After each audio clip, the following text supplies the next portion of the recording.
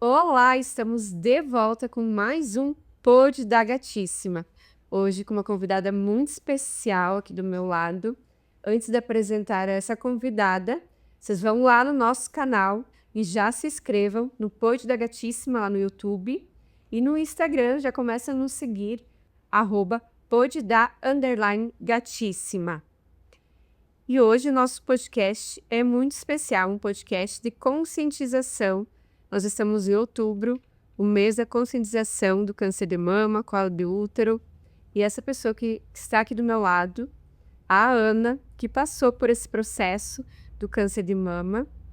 E eu trouxe essa convidada muito especial para mim, uma amiga, a gente se conhece já há muito tempo, a Ana Luísa Vasilevski, gestora das franquias da Provin Joias, também consultora do bem-estar da doTERRA.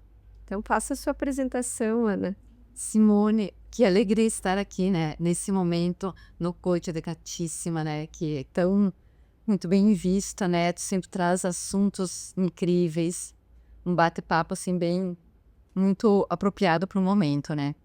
Muito obrigada pelo convite, estou muito feliz e é um momento realmente para a gente, nós como mulheres, nos olhar, né, não só no Outubro Rosa, né, mas sempre.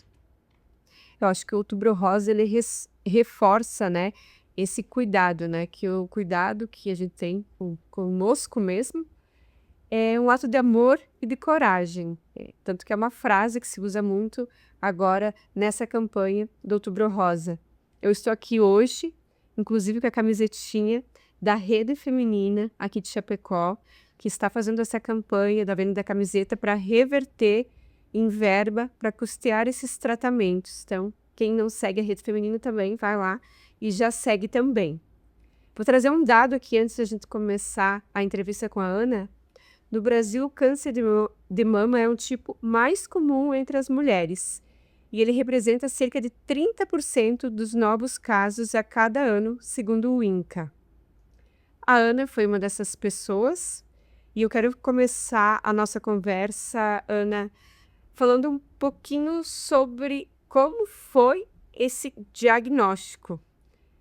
Eu fiz a minha ultrassom de mama e sabe que antes de só te dirigir a fala, eu era uma pessoa que procrastinava nos meus cuidados. E quando eu comecei a ter voz para falar para tantas mulheres, eu comecei a ver que eu precisava ser exemplo. Então já faz uns 3 anos que todo ano eu faço bem certinho, né, todo esse acompanhamento. E esse ano eu fiz o meu exame do colo de útero, preventivo, e fiz a ultrassom de mama. Como eu não tenho 40 anos, ainda não faço a mamografia. E na hora do exame eu até falei para a médica que estava me fazendo a ultrassom. Deve ser difícil para ela dar esse diagnóstico, né? Às vezes ela já vai falar, não vai dar o diagnóstico ali pro paciente, mas vai pedir para o paciente procurar o médico, já vai alertar, né? E deve ser muito difícil para a médica também, na hora que ela está fazendo a ultrassom, ela detectar que a paciente tem algum problema, né? E algum risco. E eu quero que você comece a nossa conversa falando como foi esse momento do diagnóstico, como que você recebeu esse diagnóstico. Esse momento nunca é fácil, né? E eu sempre acompanhava, e tinha um nódulo que eu acompanhava fazia acho que uns 2 anos e meio, 3 anos, então eu fazia acompanhamento de 6 em 6 meses. E final de 2018, eu já vi lá quando eu estava fazendo Mamografia. não, ultrassom, eu vi que o médico ficou muito desconfortável. A gente percebe, né? Eu pedi para ele, tá tudo bem? Ele disse, sim, tá tudo bem, só assim que você receber o teu resultado, você leva pro teu médico. Eu já sei de lá, já liguei para uma mastologista e pedi para conversar com ela imediatamente. Isso era uma sexta-feira. Na segunda-feira eu fui no consultório dela e ela só fez o exame do toque e ela me disse, Ana, 90% é câncer de mama e maligno. Imagina quando tu ouve aquilo lá, Me arrepiei. é assustador, sabe? porque eu, há uns anos atrás, a minha mãe faleceu com 49 anos de câncer de mama. Então, o que que a gente pensa, né, no primeiro impacto assim? Eu estava com 47 anos, pensei, eu vou morrer.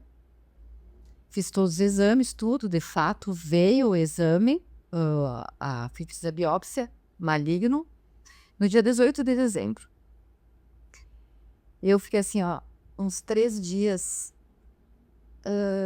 parece que o mundo parou e tu continua caminhando.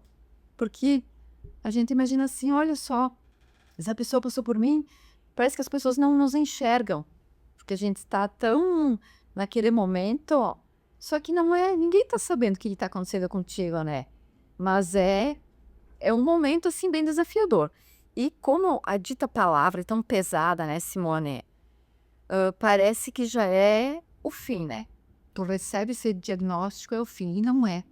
Hoje tem muito exame, o medicamento é muito diferente, as técnicas são muito avançadas, e claro que, se descoberto o quanto antes, é muito mais fácil de ter a cura, né? Eu, graças a Deus, eu estava acompanhando e não foi, né? Passei, fiz todo o tratamento, fiz 8 quimioterapia, fiz a retirada do nódulo, cirurgia, e depois fiz 30 rádio. Um ano inteirinho. Eu comecei metade de janeiro e terminei metade de dezembro o tratamento. Não é nada fácil, porque é um tratamento muito agressivo, em todos os sentidos. Fisicamente, a gente fica muito debilitado. Emocionalmente, quando a gente vai lá no hospital, né? É assim, ó, uma cama do lado da outra, todo mundo passando pelo mesmo processo. Uns passam mal, uns estão mais ou menos, sabe? Então, é um período assim que a gente já não tá legal fisicamente, né? Entra ali naquele ambiente, todo mundo é naquela mesma situação.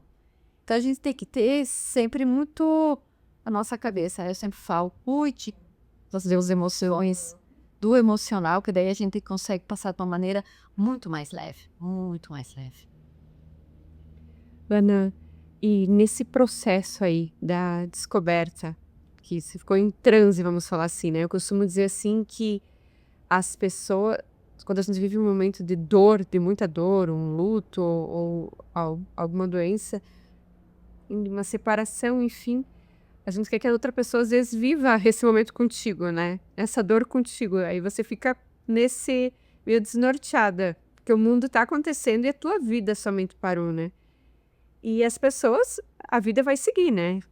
A morte, assim, né? Tu partiu, no outro dia as pessoas vão seguir a vida normalmente, né? E o momento de dor é sobre o que tu tá sentindo. A outra pessoa não vai estar passando pelo que você tá passando.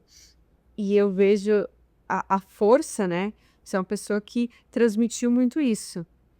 E nesse diagnóstico, você acompanhava isso? Você fazia, como a tua mãe faleceu de câncer, tu já fazia um monitoramento, uma precaução, né? Para não acontecer de descobrir depois que já estava evoluído. Você tinha os teus exames de rotina, assim, era em dia? Você sempre cuidou da tua saúde?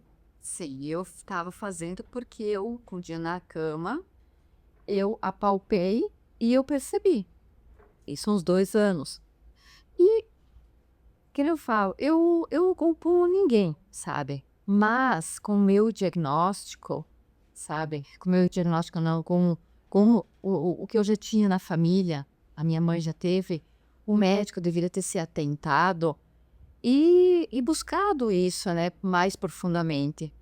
Mas eu sempre acho que tudo é no seu momento certo, né? Tudo. Então, sim, tá tudo certo. E quando nós fomos fazer o exame, foi diagnosticado câncer de mama. E que a gente falou, né? Tudo continua. Tudo continua. Por isso que a gente tem que ter esse olhar, sabe, para nós mesmo. Porque eu, sabe, fiquei pensando, gente do céu, o que eu vou fazer agora? Meu filho, com 12 anos, né? O que eu vou fazer agora? Sabe, eu rezava tanto, eu pedi tanto, Deus me sabe, me oriente. Eu preciso estar bem para me passar esse momento, né? Porque como eu vi a minha mãe passar por esse tratamento, eu sabia que não ia ser fácil, sabe? Claro, depois com mais de 20 anos, eu sei que tudo evolui, mas eu sabia que não ia ser fácil. Então eu pedi a Deus, por favor, me dê forças para mim passar por esse momento. E eu realmente, isso foi uma sexta-feira. Eu rezei, peguei no sono rezando, pedindo que Deus me iluminasse. O outro dia eu acordei como se alguém tivesse tirado, sabe aqueles pensamentos ruins, assim, tirou e jogou ali. E eu acordei, eu disse, bom, Ana, agora não tem mais chororô, tu vai ter que fazer esse tratamento, porque você não pode trocar esse momento com ninguém, sabe, é teu, um momento teu. E eu fui fazer. Eu sempre fiz todas as orientações do médico, mas eu nunca mais fiquei pensando naquilo, sabe? É mais uma químio, é mais isso que eu tenho que fazer, vou ter que fazer cirurgia, sabe? Todo aquele processo, eu não pensava no que eu tinha que fazer. E eu agradecia o que eu já tinha feito. Ah, já fiz uma químio a menos, eu saía do hospital. Feliz Eu disse uma químio. uma químio a menos, sabe? Então, eu procurei olhar para o outro lado. Positiva. Positivo, porque o que eu ia passar eu já sabia, porque eu já tinha vivido aquilo com a minha mãe. Então, eu disse, não, vou ter que olhar para o outro lado, né? E isso fez toda a diferença. Continuei trabalhando. Ela não parou. Não parei. Não parou em momento nenhum. Eu sempre falo, quando né, eu fui contar pro Provin, tá, Ana, agora tu vai, então tu descansa, tu... Eu disse, não, Provin, tu faça qualquer coisa, mas tu me deixa eu trabalhar. Mas, Ana, tu não vai estar legal. Não quero saber. Eu preciso, tu me deixa eu trabalhar. Ele, né, com toda a sensibilidade dele, sim, ela faz o que tu quiser. Acho que ele pensou, meu Deus do céu. E eu continuei, eu só não fui trabalhar, eu digo que fazia as químios, e alguns dias, assim, que eu não estava muito legal, de manhã. Mas se não, Porque tu ocupava a cabeça, né? Tu estava pensando naquilo. exato, sabe? Porque daí as pessoas se fecham naquele mundo. Porque quando a gente recebe esse diagnóstico, tu sabe que com todas as pessoas que fui conversando ao longo desse tempo, parece que a gente tem culpa, sabe? A gente se sente responsável. Gente, olha o que eu deixei acontecer isso comigo.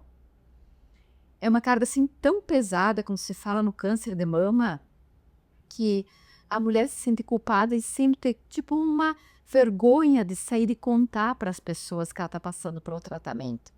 Daí vem tudo aquele processo, né? Cai cabelo, sabe? Não tem cílios, não tem, sabe?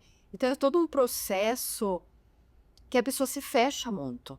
E você sempre foi uma mulher muito vaidosa, né, Ana? Muito vaidosa. Então deve ter sido difícil também esse processo da autoestima, né? Porque você acabou que teu cabelo, né, ficar sem sobrancelha, entre outras coisas. Mas a minha percepção de fora, e como eu convivi contigo nesse período, você conseguiu, eu acho que, ressignificar isso, né? Eu lembro que os lenços coloridos, enfim, que você usava depois a peruca, né? Que você usou. Eu acho que você, por mais que é difícil, com certeza, essa questão da autoestima, mas você conseguiu lidar muito bem com isso, pelo menos para quem estava de fora, não sei aí dentro, né? Sim. Sim, eu... Tanto é que quando começou a cair o cabelo, assim, tu começa a lavar, aquilo lá vai caindo, né? Eu pensei, bom, eu vou lavar. Daí o pessoal que trabalhava comigo, né, no escritório, não, Ana, espera e tal, tal. Não, cheguei lá, no salão, a cena, tu quer que eu divida de costas? Eu disse, não, pode deixar, eu quero me ver, sabe? Pra pôr meu cabelo, eu me adorava careca. Daí eu usei peruca, né? O meu filho disse que não queria me ver careca. O filho depois acostumou, obviamente, né? Sim. Que é difícil, né? Sabe? Mas assim, eu pensava assim, gente, é só cabelo. É só cabelo. Vai nascer de novo, vai... Mas assim, o momento ali que a moça lá do salão, acho que ela pensou, meu Deus do céu, você não tá no juízo perfeito dela. Sabe? Ela dizia, mas tu não quer? Eu disse, não, pode, tô bem mesmo. E não, sabe, foi uma coisa, o cabelo foi uma coisa que não me... É que você já tinha um processo de evolução, né? Uma cura já estava acontecendo dentro de você quando você de fato descobrir a doença, né? Porque quando teu emocional não tá bem e você descobre algo assim, aí tem pessoas que ficam em depressão, né? E tem, às vezes, a família e, enfim, o esposo se separa, entre várias outras coisas, assim, que eu já tomei conhecimento e histórias que a gente são compartilhadas. E é muito frustrante, né? Porque a mulher já perde a autoestima, né? Em grandes casos, porque para muitas mulheres a autoestima ela é relacionada ao cabelo, e, enfim, a peso, entre outras coisas. E o se sentir bonita, mesmo não tendo dentro de um padrão, passando por aquilo, eu acho que você consegue estar bem, daí passar por aquele processo de uma maneira diferente, né? Do que se você já não tá passando por um processo de dor invasivo e você ainda não se sentir bem externamente, aí o negócio só fica pior, né? Sabe que a gente fez um desfile essa semana, né? Também em apoio à Rede Feminina, com a parceria com a Dona Dual. Foi lindo, onde as modelos eram mulheres que estavam passando pelo processo de câncer de mama, estão em tratamento. E foi muito lindo, eu fiquei muito emocionada, porque é uma forma de que elas se sentirem bem, né, de resgatar essa autoestima. Elas estavam assim, foram maquiadas, aquelas que ainda tinham cabelo, né, feito o cabelo, foi assim, lindo, lindo, lindo, elas estavam poderosas, lindas, com vitalidade. Então isso é muito importante, né, e também ser incentivo para as outras mulheres, porque o simples toque, né, que é algo que é muito fácil, né, de você fazer no teu dia a dia, vai evitar muitas coisas, né, e manter hoje a Rede Feminina aqui em Chapecó, né, você consegue estar fazendo tanto o exame da mama, quanto o preventivo, lá com elas, agora esse mês de outubro em horário especial, inclusive.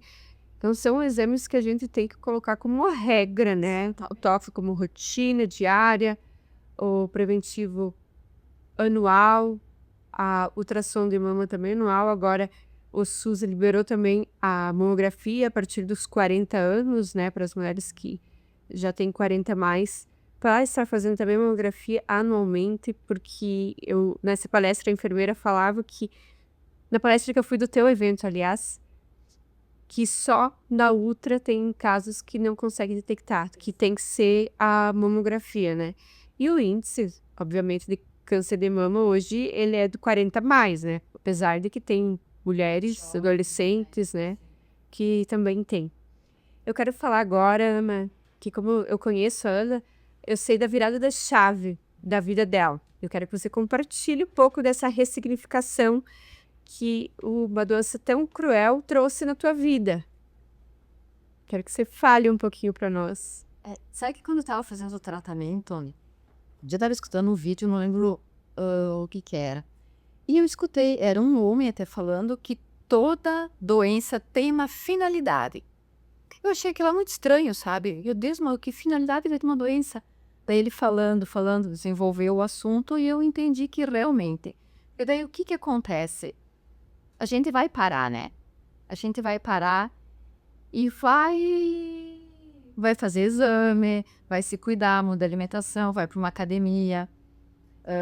A gente muda, sabe? Então, daí eu comecei a pensar realmente naquilo aí. Todo aquele ano de processo do tratamento começa a virar várias chaves, né, Simone? Várias chaves, porque daí tu faz a primeira químio, tu não sente muita coisa, tá tudo bem, tu tá com o cabelo, tá tudo bem, tudo certo. Segunda químio, já é sobrecarga da medicação, já vai se sentindo um pouquinho mais debilitada, mais cansada, com algumas dores, cai cabelo, e daí vai. Então é um processo que a gente vai, sabe, diariamente tu vai se sentindo no processo das químio, cada dia pior, fisicamente, né? Por causa do acúmulo da medicação. E daí tu vai pensando, né? Tu vai refletindo, gente, o que que tudo isso tem para me mostrar? O que que eu preciso entender com isso? O que que eu preciso mudar na minha vida? É que nem algumas pessoas que fazem 40 anos, que têm a virada de chave, né? Então eu acho que realmente a doença é isso. A gente para e analisa, desde que você esteja aberto, né? E muitas pessoas também voltam, né? Ai, porque comigo, porque é só comigo, porque...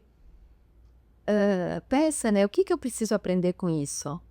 Porque comigo? Sim, porque comigo? Mas o que que eu tenho que mudar na minha vida? E eu fui, sabe, tentando entender o que eu precisava mudar. Eu era uma pessoa, tu me conheceu, né? Eu era uma pessoa muito estressada, né, Simone? Muito estressada. Eu tinha que ser tudo do meu jeito, digamos assim, né? Enfim, do jeito certo. O que que hoje eu vejo? O jeito certo é o meu jeito certo, o teu jeito certo, o jeito certo do outro. Cada um tem o seu jeito certo. E a gente tem que respeitar e tá tudo certo. Quem tem que mudar sou eu. Quando eu comecei a mudar as minhas atitudes, a minha visão em relação ao mundo, às pessoas, tudo ao meu redor começou a mudar. Porque você muda. Sabe, tudo vai, sabe o que tu quebra, não quer, tu pega um quebra-cabeça gigantesco ali, nada se encaixa. Quando tu começa, tu se senta, tu vive o momento ali, presente. O estar presente hoje, que as pessoas tanto falam, né? O que que é estar presente? É estar com você mesmo, sabe? Estar de bem. Daí tu começa a mudar, sabe? A minha relação com meu filho mudou 300%. Hoje a gente tem uma relação excelente. Daí muitas vezes as pessoas pensam, porque eu quero que a Simone mude. Nossa, mas Simone tá bom assim. O jeito dela é o certo assim. Então o que que eu tenho que saber? O respeito, meu limite, né? Isso é o limite. Então eu me posiciono hoje de uma maneira bem diferente, né, Simone? Bem diferente. Diferente. Eu mudei. Eu, quando eu gosto. Quando eu não gosto, tá tudo certo.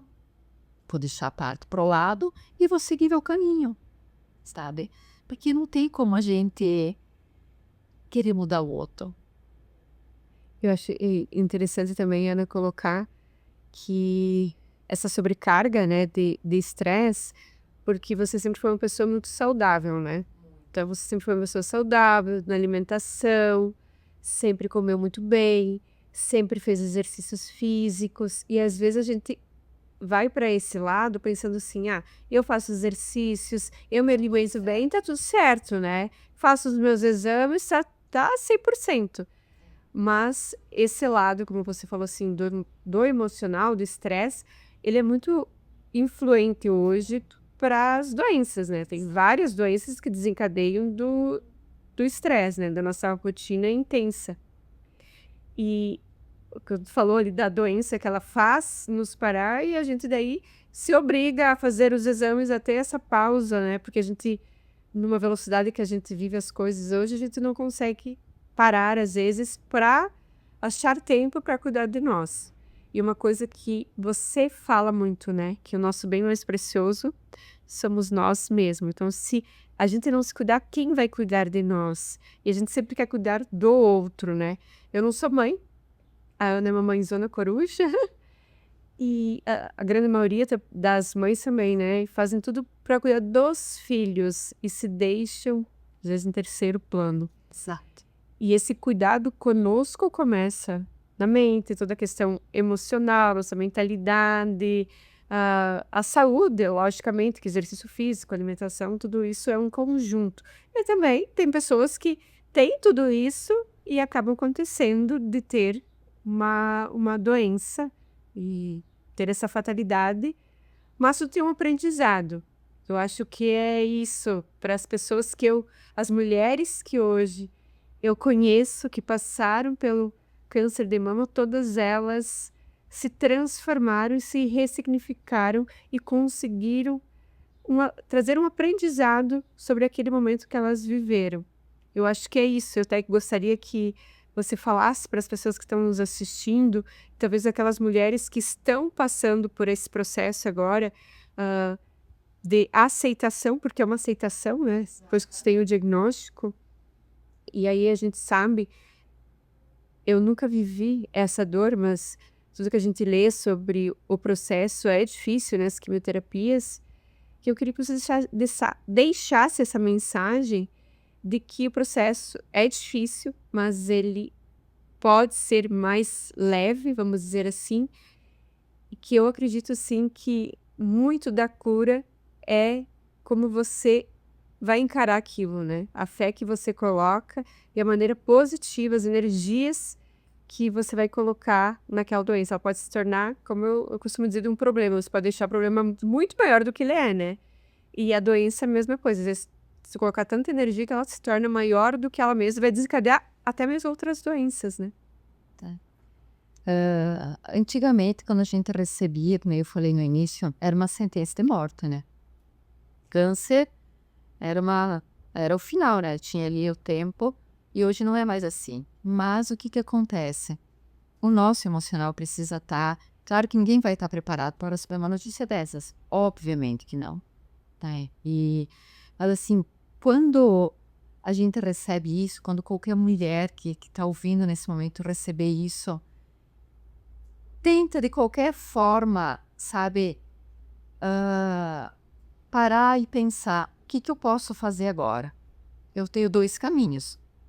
Ou eu sigo pelo caminho da dor, me fecho dentro de casa, me reprimo, me culpo e faço tratamento de qualquer jeito, sabe? Porque tem várias coisas que a gente não pode fazer quando nós estamos fazendo o tratamento de quimioterapia. Alimentação muito restrita. Por quê? Porque como o nosso fígado já está sobrecarregado por causa do medicamento, e se a gente comer algumas coisas mais pesadas, por isso que as pessoas passam tão mal.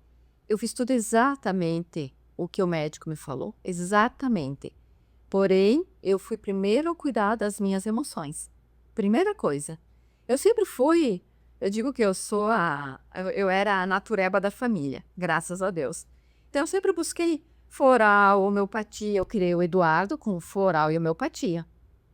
Floral, homeopatia. E depois, então, que eu conheci os óleos essenciais, foi uma coisa assim que, sabe, eu percebi que nós temos algo ali na natureza que pode nos confortar, sem mais efeito colateral ainda do que todo o tratamento da quimioterapia.